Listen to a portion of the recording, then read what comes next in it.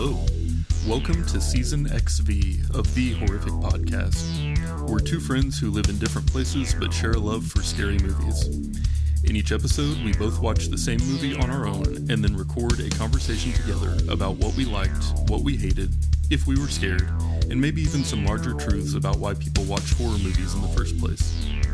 This season, we're watching movies from the 90s and talking about how they fit into the larger picture of 90s horror and how each year from that decade stacks up against the others. Thanks for joining us, and we hope you enjoy the episode.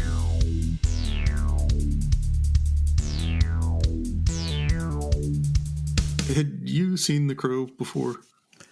I've seen bits and pieces on Fox over the years, but I've never seen it start to finish before. How about you? Never seen any of it, but I had like a very clear picture in my mind because I remember people talking about it at the time. I remember hearing about Brandon Lee and like the accident on set. Mm-hmm. But in my mind, this was going to be like a 1999 movie just because everything I knew about it was kind of like dark and like trench coaty, like The Matrix. And so I was actually really surprised when I realized this movie was from 1994. Yeah. It was like a mixed bag where I felt like it either was a decade too late, like just as far as like action films go. Yeah. With some of the, like some of the killing, like the way over the top killing. So it was like, it almost feels like an 80s from that. But the, I guess, special effects piece of it made it seem a little later. But yeah, I was excited when I saw it on the list though, because I was like, oh, dope. Like I don't know why we haven't watched that yet. This was also one of the higher budget movies that we've watched this season. Mm-hmm. And so that was nice too, just because it was kind of like a better made movie than what we've been watching. So yeah, this one was pretty successful, has lots of sequels. And so I knew there was going to be plenty there. And I was also just generally interested because this is one I've known about but not seen. So yeah. But anyway, this is our second week of doing movies from 1994. We'll go through our review of The Crow and then at the end talk about where 1994 fits in our overall rankings of years from the 90s as far as their contribution to horror movie history. And then one of the main things I want to talk about with this one is like, is it horror? And if so, how is it horror? But I'm going to do a quick introduction and then we'll get into the who needs backstory for anyone but the main character details. In 1994, Miramax Films brought us The Crow, a supernatural horror film directed by Alex Proyas and based on a comic book series by James O'Barr. This movie tells the story of a man who is murdered, but comes back from the dead with superpowers to exact revenge on those who wronged him. And he even makes some friends along the way. The Crow was a hit with audiences and made $94 million at the box office, which was significantly more than its $23 million budget. This movie can currently be rented for streaming on Amazon Prime Video. Or watch for free on Pluto TV. I need to find out what that is. You keep saying it. It's an app. Pluto. Pluto TV. Do I got to send them feet pics or anything to register? You don't have to. It's just like Tubi. You don't have to set up an account, man. Oh, okay. Well, I've been missing out then. Yeah. I'll be getting on that for sure. Did you have any fun facts for this one? I think the fact that we all the most common fact about this is just that Brandon Lee died during the filming of this. Yes. It's gnarly to think about. We just had that with, Alec Baldwin not too long ago. Apparently it's still happening. Yeah, I read a fair amount about it, and it seemed like it was going way too into the details to like try and explain why it happened and everything. And it basically just kind of sloppy management of the props stuff is kind of what it sounded like, which is a really sad way to go. Well, it didn't seem like it was just the props. It seemed like it was a lot of the set itself.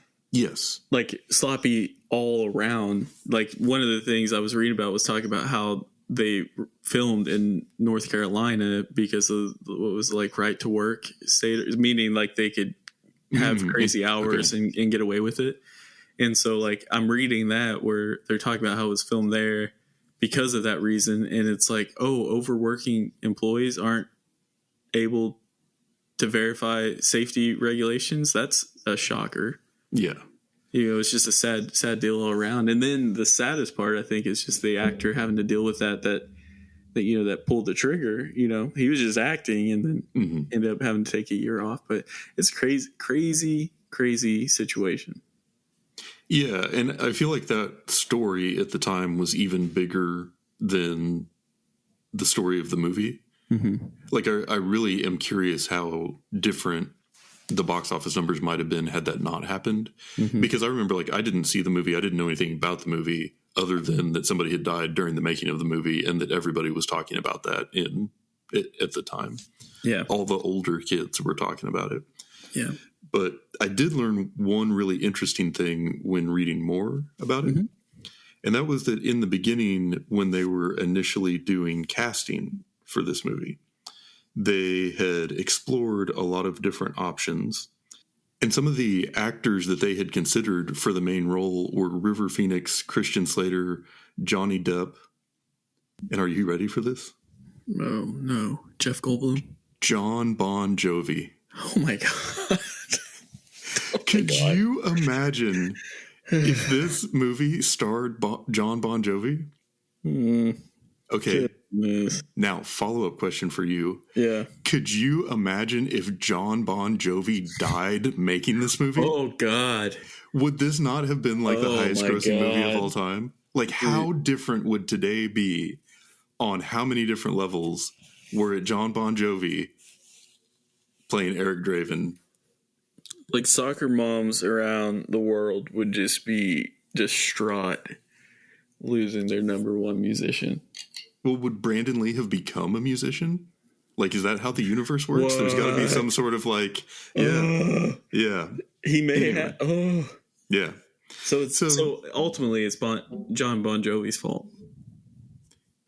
Yeah, I mean, we are in the Bon Jovi lives timeline, and we've got to live with that. Mm.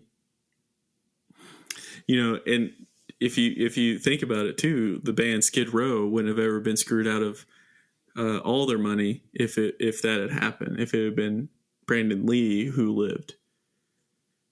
So we are in kind of the dark time zone or timeline right now, dude. Yeah, scary. It's like everything's got a silver lining. Every silver lining has a dark cloud. Yeah. Anyway, a lot of sites have this movie listed as both horror and sci-fi, which neither of those immediately came to mind when I was watching it. No. So I wanted to talk with you a little bit about in what ways is this movie horror? Did you think that there were like definitive horror elements to it? If I'm being completely honest, I didn't watch the film. I'm just kidding. I did not. Because one of my favorite genres is the terrible action. Like we all know that. That's not new. Yeah, like 80s action. Over 80s the top, action. crazy, it's just choreographed. Yeah, it's my thing. It was just one of those movies to me. It was like the first Terminator, for example. Where is it like, are the killings over the top? And yeah, for sure. But it's the 80s. Like, that's what we do. Yeah. You know what I mean? And so I didn't think of it from that perspective. But because I'm a fan of that style of movie, this was like right up my alley. So like I was watching it with like, oh, I like this already. This is where I belong. And so I didn't think it was too horrific myself. Well, the thing that I had a problem with is that so many things had it labeled as horror being one of the genres. Yeah. And so taking a little bit of a step back, it did have supernatural elements.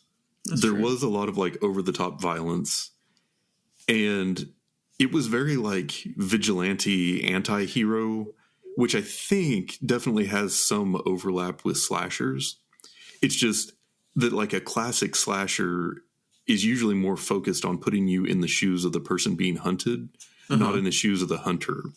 But there are several movies that I think fit into this same lane like the 1989 Punisher, and then Spawn was in 1997. Yeah. But even outside the 90s, I think this idea of like the anti-hero or like the dark character and the super violence and everything, it's hard for me to think of that as pure horror, because to your point, I think they're really going for more of, I guess, like the tropes or the tradition of like thriller and action movies. But like, is a dark, gritty, supernatural slasher really that different from like a dark, gritty anti-hero type movie? Like, well, I would say, like, for me, what the difference and why I didn't think it was as scary is just from the fact that the idea was he was getting vengeance on his killers. So it was like a superhero attacking bad guys is the way that I kind of saw it. Like, I watched the film as, and so it's like, well, I don't have to be scared about the Crow, even though that is could be a very scary bad guy. I don't have to be scared. I didn't kill him and rape his wife. You know what I mean? Spoiler warning. Did you get scared on his behalf once he realized he didn't have his invincibility anymore? Well, no, because I think I also thought it was a 90s, it's a 90s film. So I just kind of figured. You just knew he was going to be okay. And then, being that it's 2023, I knew that like Edward Furlong had like done the second one or something like that. So I was like, well, there was another one. So sure. Yeah. Something must have happened. But no, I mean, I think that definitely it confused the hell out of me, because I was like, oh, I didn't realize that that's all they had to do this whole time was shoot the crow, or ravens. But anyway, it's like, oh, but yeah, I guess it was a little bit. I think it not having the Brandon Lee's character in this would make it a little bit more of a slasher or more of a horror film, because that bad guy's accent alone was gnarly. That was a crime raspy in itself. That's how sometimes it was that, and then there were other times he was trying to sound like Southern, like a Southern drawl or something. It just really made no sense. But it got me when the arsonists were all chilling at like the Hard Rock Club for the first time, and there was just that like 90s kind of pop rock band, and everybody's dressed like so hard. Oh god, man, I was cracking up. It's amazing. Yeah, but I think that it was kind of a 90s thing to be like goofy or weird without actually being funny. Yeah. And I feel like that was definitely a part that all of the bad guys played in this one. They had, like, a lot of them were kind of like fast talking, but not really saying anything clever. And it was just, I don't know, like being a little bit goofy, but also dangerous at the same time. And that reminded me a lot of the vibe in Leprechaun, I think was why it stood out to me and I took note of it. Yeah. Yeah, it absolutely. I think that, just saying it's a 90s thing alone, not that they didn't do it decades before or after. It's just like, it seemed like there was always the goofy buddy or the comedic part. But this one was strange, because it's like, for me, it was like, stick to the theme here. And the theme is dark and grimy. Yeah, right. And it's like, you don't have to have that to make this a successful film, I didn't think. Yeah, and I think that's one thing that makes this feel very much like a 90s movie, is it had kind of like that just kind of oddball acting for some of the characters.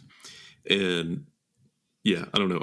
I feel like that was kind of like a larger attitude of the time. Like, if you think of bands like the Presidency of the United States of America, like I think of them very much in that same vein, like some of those kind of alternative rock, like, look how crazy my hair is this week. And it's like, this is just weird to be weird in a very 90s way that's hard to describe, I guess. I think the way we could describe it is like, this is exactly what I imagine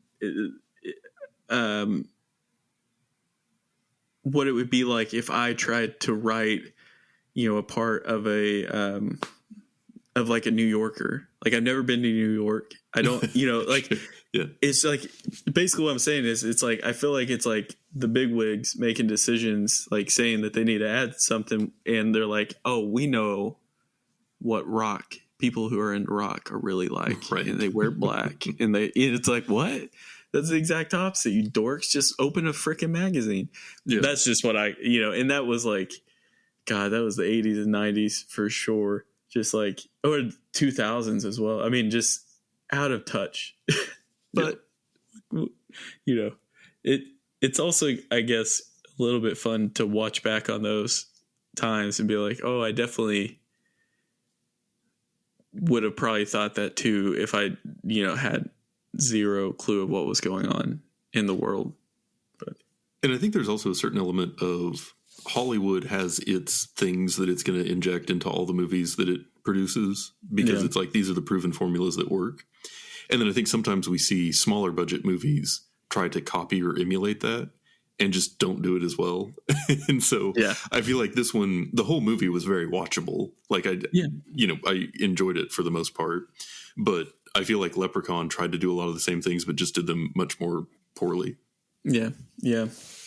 How many times do you think there's been movies like similar to this where like, say it's about like a rock group and like the rock group is like all decked out and like all black and they look kind of gothy, but like they play like modern rock songs. How often do you think that those movies are distributed in like a smaller country and that picks up and like that's how things are for like that music scene for that country? Do you know what I'm trying to say?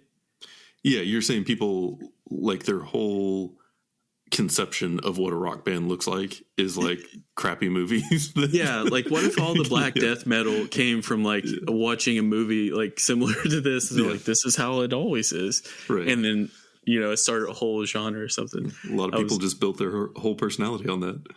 Exactly. And so you have this whole country that's just like, no, this is how we rock out, and just like, oh, you watch a lot of the Crow, don't you? Yeah. So this has a bad guy from one of my all-time favorite movies. One of my all-time favorite movies, The Warriors. Okay.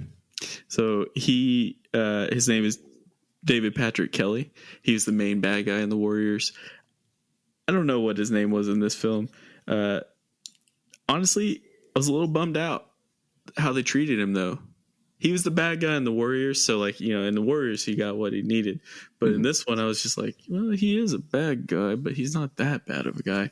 So it was a little heartbreaking to see him go down again, especially 25 years later. Which character was he in this? Let me get his name. Hold on. He was T-Bird, which was one of the higher ups, but not the highest up. Yeah. But in The Warriors, he had long curly hair and he always had a bandana on. He was the one who clanked bottles together and said, "Warriors, oh yeah, come out and play." That was the same guy. And so like there was like two scenes where he was like getting his ass chewed out and that voice kind of came out and I was like, oh, it's there. And then quickly went away. It was almost like the Southern accent of old Top Dollar. Yeah. T-Bird, Top Dollar. Yeah. And 1010. This 90s was a decade, man. Yeah, it 90s was. One thing I really liked about this movie was the like visual style of the directing. I really could have envisioned so many of those shots being like scenes for like panels from a comic book. Oh, like the way that like the angle of the camera on somebody's face when something's happening and while they're saying something, and the even just kind of like the way that the scenes would change and kind of going between action sequences and stuff. It really was, I thought, a cool adaptation of sort of that comic book art style into film. And there may have been other movies that came before this that did that really well. Like I can't imagine this is the first one that ever had the idea, but I think that it really pulled it off. And I think that for selling the character and kind of like the vibe and everything else of this one, that was important to get like the spirit of the story and that feeling. And there were scenes that I think that really helped it kind of sell what it was doing. Like when he was hunting down Tintin and sort of like descending down on him and like their fight and everything. It felt very comic booky, but also like really dark and kind of, I don't know, the whole aesthetic of the movie and how that complemented sort of the horrific nature of the fighting, I guess, more so than the scariness of it. I thought just worked together really well to create what felt like a pretty cohesive movie that had an interesting story. Well, it kind of makes sense, too, because I don't remember where I was reading this at, but I remember reading that the director, Alex, wanted to shoot it in like black and white, apparently, and the studios came down and said, no, I don't remember the exact reason. I assumed it was money. But the reason why he wanted to was because it was more like the comics, doing it that way. So that kind of tells me like those shots and everything that you're just talking about, like on purpose, by design kind of thing. And that, in my opinion, is a good director. I mean, like that's what we're here for, you know, for some of these films. And so it's like, if you're putting, that's like crossing the T's and dotting the I's kind of thing for me that I like about filmmakers. Yeah. So. And also like the home invasion scenes, the way that they were kind of like leafed back into, you know, flashbacks and stuff, that was like a really gnarly sequence and everything that went down with that. And the way that they sort of didn't just give it to you sequentially in the beginning, they sort of like spread it out in the movie. Yeah. It just kind of kept bringing back like the horror of that moment. And so that was like a really like intense home invasion sequence, which I think fits horror as well. Actually, that's a good point. Yeah, I think that alone definitely does. That's a good they point. weren't pulling punches at all on that. Yeah. No, you're absolutely right. That's the horror scene right there. Yeah. Yeah. Well, and then also that scene where he gets shot towards the end and it doesn't heal and like he realizes he's really hurt, and now he and like the two people that are still alive that he cares about the most are trapped in this building full of people that are going to try and kill him. Yeah. There was that feeling of dread of like the realization of like, oh no, I'm no longer in charge here. I'm not the one who can, you know, take control of the scene the way that I could before. Yeah. There were just, you know, I thought some pretty memorable moments in this one, and I'm glad we got to watch it.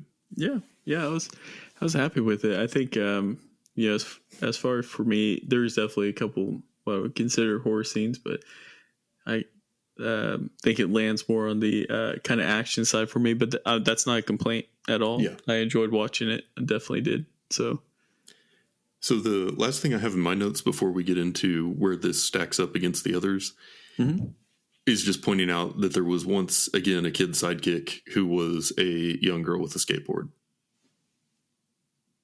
So verified. Skateboard sales must have been good in the 90s for sure. Exactly.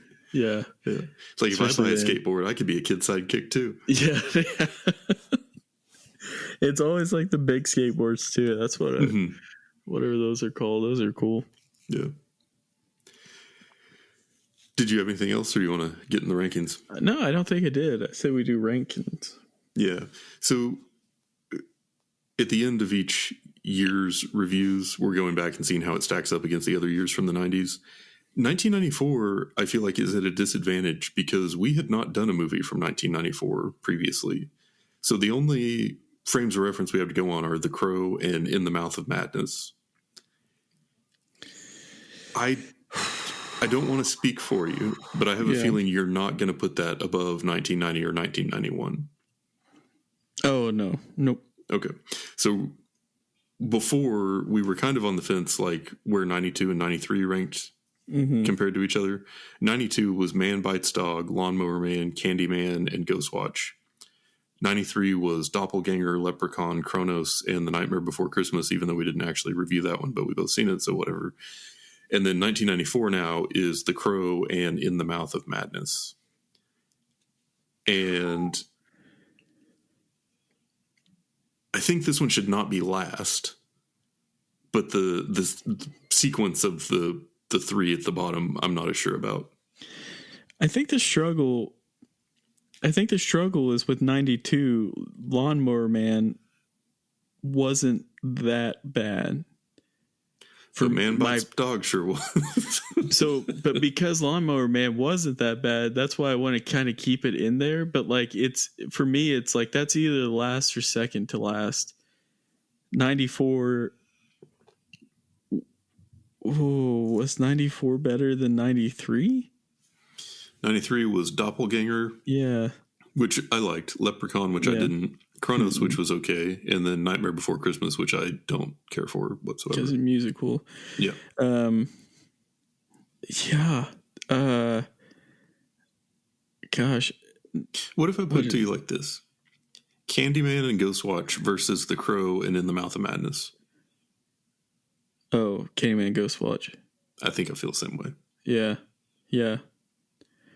The Crow is legendary. Just the mystique and everything around it and the accidents that happened, which that's why. But like, Candyman is a staple in the horror movies. Yeah, in the horror genre, like that's a staple that people need to watch. Yeah. And I feel like Ghostwatch, I would talk about the same way, even though it's way less known. Mm-hmm. Like I feel like for fans of horror movies, that's an important one to know about. It definitely is. Yeah. So you good with 1990, 1991, 1992, 1994, and 1993 is the order? Yep. That's the order. All right. That's the order at least until next week or 2 weeks from now when we revisit all of these and come back to them. Wait, wasn't it 91 and then 90 and then 92, 94, 93? Yes. We had 91 last. You're totally right. Yeah. Okay. Yeah. I had copied from an old copy of the notes, not the most recent copy. That is 100% my bad. Yeah, and I remember it was specifically like Ernest Scare Soup is such a special part in my heart. Yeah. But it was like 90 or 91 was like those were kind of in a tier by so themselves hard. compared to the others. Yeah, kind of hard to decipher. Yeah. So yeah, sorry. Again, final rankings. 1991 is leading the way. 1990 is a close second. A little further down, we got 92, then 94, and 93. Yep. And yeah, we will say that right next time we do it. Yeah. But yeah. Well, cool. That closes out 1994. But don't worry, we're not going anywhere except 1995. And we'll be back next week with our first movie from 95, which I am just delighted to tell you is Rumpelstiltskin. Oh, yeah. And that's it for today's episode. If you've listened this far, then thank you, and we hope you've enjoyed it. We're always looking for new ideas, so if you have any questions, comments, or movie suggestions, please send us an email at thehorrificpod@gmail.com or hit us up on the IG. That's what the kids call Instagram. Just search for The Horrific Podcast. Thanks for listening.